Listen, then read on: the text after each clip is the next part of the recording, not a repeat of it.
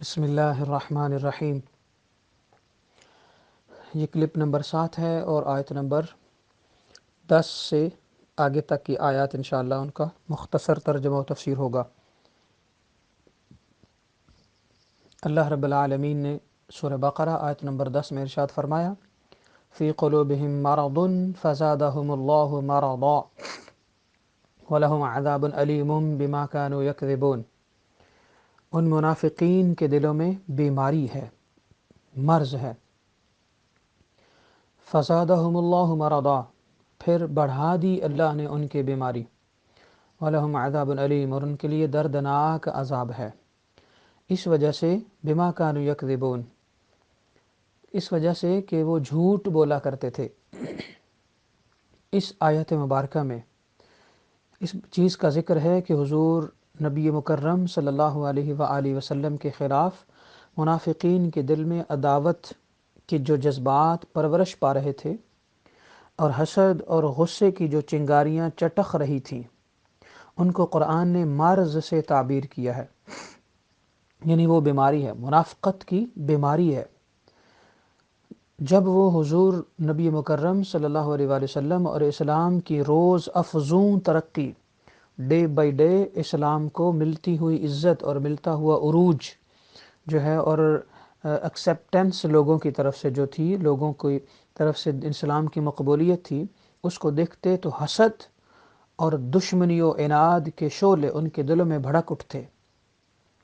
اللہ تعالیٰ نے انہیں تنبیہ فرمائی ہے کہ اگر انہوں نے اس مرض کو یوں ہی بڑھنے دیا اور اس کا علاج نہ کیا، یعنی کہ یہاں پر اپنے حسد کو نہ روکا، تو جس طرح جسمانی بیماریاں جسمانی موت کا باعث بنتی ہیں، اسی طرح ان کا یہ مرض ان کے قلب و روح کا گلا گھونٹ کر رکھ دے گا، اور جس کا دل اور اس کی روح مر جائے تو پھر اس میں بلکہ اس کی مثال ایسی ہے کہ جیسے جانوروں سے بھی وہ بدتر ہو جاتا ہے۔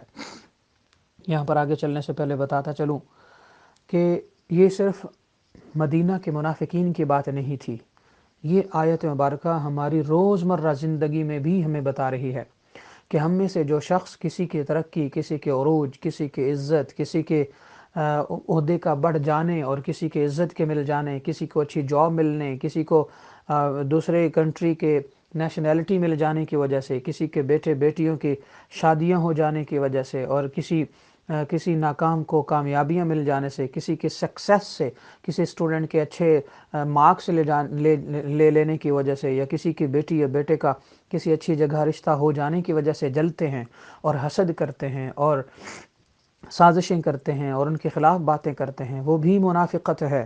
رب کائنات فرماتا ہے کہ ان کی منافقت دن بدن بڑھتی چلی جاتی ہے، اور ان کا انجام یہ ہے کہ وَلَهُمْ عَذَابٌ عَلِيمٌ، ان کے لیے دردناک عذاب ہے۔ لہٰذا اے مسلمانوں، ہمیں چاہیے کہ ہم کسی سے جلے نہیں، ہم کسی سے جیلسی فیل نہ کریں، حسد نہ کریں، ہم کسی کی ناکامی کے ترقی پر درپے نہ ہوں، بلکہ ہم کامیابیوں کے لیے دعا کریں۔ جس کو جو بھی کامیابی ملی ہے، ہم میں سے ہر بندہ ہر ایک اپنے آپ کو دوسرے اوپر والے سے کمپیئر نہ کرے، بلکہ نیچے والے سے کمپیئر کرے کہ وہ بھی تو لوگ موجود ہیں جو اتنے تنگ ہیں، اور اللہ تعالیٰ نے مجھے کتنی فیسلٹیز اور کتنی سہولیات اور اچھی زندگی اور ویری گڈ ہیلتھ سے نوازا ہوا ہے، اور زندگی کی ہر نعمت اللہ تعالیٰ نے دی ہوئی ہے۔ تو اللہ تعالیٰ کی بارگاہ سے جس پر جو عنایات ہوں اس پر شکر ادا کرے، تاکہ اللہ تعالیٰ اس کی عنایات میں بھی اضافہ کرے۔ آج ہمارے پریشانیوں کا، دکھوں کا، ٹینشنوں کا، ہمارے ہاں بیماریوں کا، ہمارے ہاں ناکامیوں کا ہر بندہ رو رہا ہے، اس کا سبب یہ ہے کہ ہم اپنا رونا نہیں روتے، ہم دوسرے کا رونا اپنے گلے ڈال لیتے ہیں، اور یہ منافقت ہے، یعنی کسی دوسرے کی ترقی کو اپنا روگ بنا کے بیٹھ جاتے ہیں۔ یہی ہمارے زوال کی دلیل ہے۔ اس سے اللہ نے بچنے کا حکم فرمایا ہے، اور فرمایا جو ایسا کرے گا اس کے لیے دردناک عذاب ہے۔ اور منافقین کی اگلی نشانی اللہ بیان فرماتا ہے، وَإِذَا قِيلَ لَهُمْ لَا تُفْسِدُوا فِي الْأَرْضِ، اور جب ان سے کہا جائے کہ زمین میں فساد نہ کرو، تو قَالُوا إِنَّمَا نَحْنُ مُصْلِحُونَ، تو بڑی میٹھی زبان کے ساتھ، بڑے چہروں پر سمائل سجا کر، بڑی مسکراہٹوں اور تبسم کے ساتھ کہتے ہیں، نہیں نہیں، ہم ہی تو سنوارنے والے ہیں۔ قالوا انما نحن مصلحون، تو کہتے ہیں بے شک ہم ہی تو سنوارنے والے ہیں۔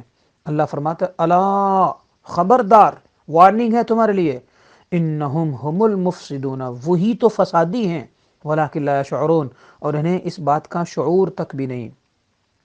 اس آیت مبارکہ میں منافقین کے دلوں کی بیماری کی دلیل پیش کی جا رہی ہے کہ وہ دن رات فتنہ و فساد پھیلانے میں اور حق کی شمع بجھانے میں مصروف ہیں، اور ان کی ان فتنہ پردازیوں کی طرف توجہ دلا کر انہیں باز رہنے کو کہا جاتا ہے تو الٹا گھورتے ہیں، الٹا کہتے ہیں کہ آپ ہمیں فسادی کہتے ہیں، ہم ہی تو پیسفل ہیں، ہم ہی تو اصلاح چاہتے ہیں، ہم ہی تو امن چاہتے ہیں۔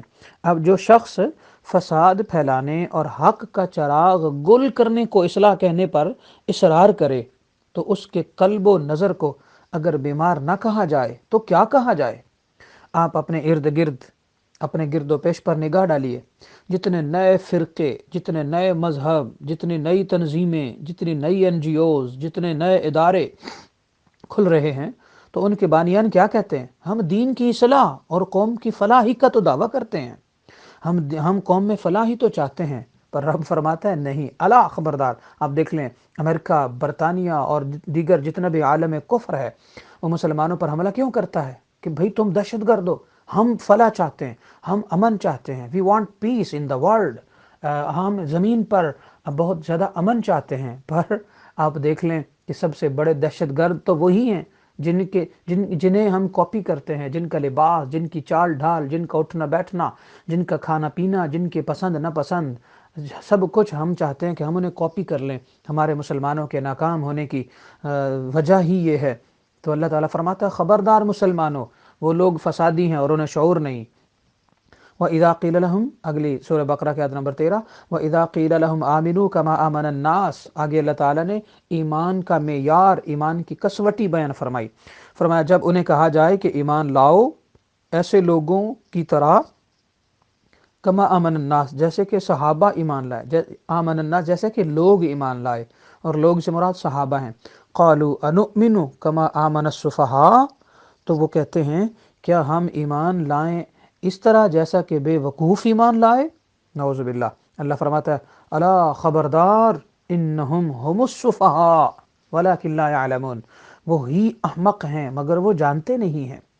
اس آیت مبارکہ میں اللہ تعالیٰ نے وہ لوگ کہ جنہوں نے اپنا جان، مال، تن، من، دھن، سب کچھ دین کے لیے اور آقا علیہ السلام کے لیے قربان کر دیا، اللہ تعالیٰ نے ان لوگوں کی عزت کا دفاع کیا ہے۔ وہ لوگ جن کے نزدیک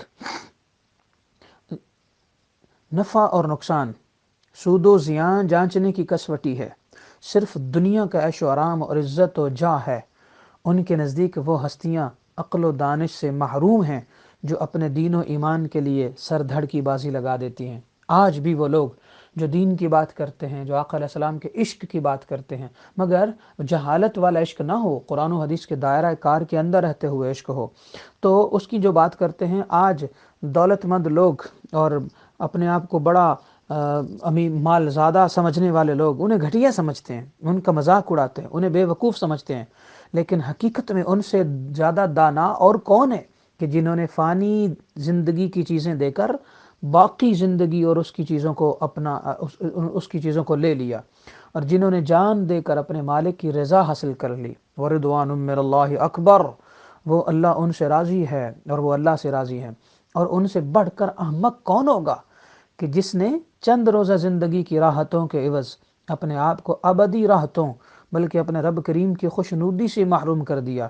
اسی لیے اللہ نے فرمایا الا انہم ہم السفہاء، بے شک وہی لوگ جو کہ میرے صحابہ کو بے وقوف کہتے ہیں، اے لوگو وہ خود بے وقوف ہیں۔ تو اللہ تعالیٰ نے دفاع صحابہ فرمایا۔ اس آیت مبارکہ سے ہمیں پتہ چلتا ہے کہ ہمیں نبی مکرم صلی اللہ علیہ وسلم کے صحابہ کرام کو برا بھلا نہیں کہنا چاہیے، اور جو کہے ہمیں صحابہ کا دفاع کرنا چاہیے، اس کی وجہ یہ ہے کہ صحابہ کرام کا دفاع خود اللہ نے کیا۔ اور اللہ تعالیٰ ارشاد فرماتا ہے وَإِذَا لَقُوا الَّذِينَ آمَنُوا قَالُوا آمَنَّا، اور جب وہ ملتے ہیں اپنے ان لوگوں سے اور جب ملتے ہیں ایمان والوں سے تو کہتے ہیں ہم ایمان لائے۔ وَإِذَا خَلَوْا إِلَىٰ شَيَاطِينِهِمْ، اور جب اکیلے ہوتے ہیں اپنے شیطانوں کے پاس تو قَالُوا إِنَّا مَعَكُمْ، تو کہتے ہیں ہم تمہارے ساتھ ہیں، إِنَّمَا نَحْنُ مُسْتَهْزِئُونَ، ہم تو ان کا مذاق اڑا رہے تھے۔ منافقین کا جو رویہ ہے وہ بڑا عجیب تر ہے۔ ہر دور میں ہی منافقوں کا رویہ بڑا عجیب رہا اور انہوں نے اسلام کو بڑا نقصان پہنچایا۔ ان کے بارے میں ہی تو رب کہتا ہے کہ یہ ان کی حرکتیں، ان کا انداز یہ ہے، لہٰذا مسلمانوں چوکنا رہا کرو۔ تو اس سے 3 مسئلے معلوم ہوئے۔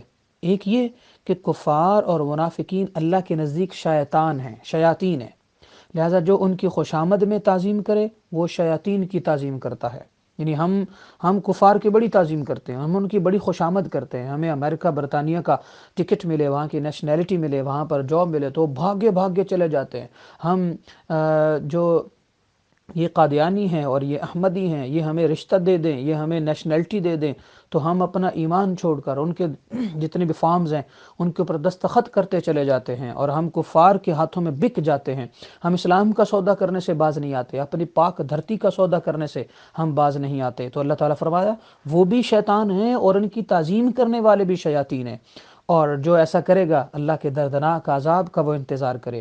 اور جو ایسا کر کے اپنی ذات، اپنی نسل بنائے گا یا اپنی نیشنلٹی تو حاصل کر لے گا، مگر اسے کیا پتا کہ یہ نیشنلٹی حاصل کرنے کے بعد، کروڑوں اربوں روپے حاصل کرنے کے بعد تباہی اس کی اگلی نسلیں تباہ ہو جائیں گی۔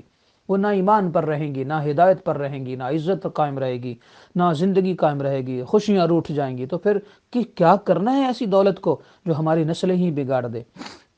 پھر فرمایا دوسرا مسئلہ یہ پتہ چلا کہ اپنی مجلسوں میں مسلمانوں سے چھپ کر جو ہے اللہ کے پیارے بندوں پر تبرہ کرنا، انہیں برا بھلا کہنا، یہ منافقوں کا کام ہے۔ ہمیں ایسا کرنے سے باز رہنا چاہیے، اور جو دوست ایسا کرے اس سے بھی باز رکھنا چاہیے۔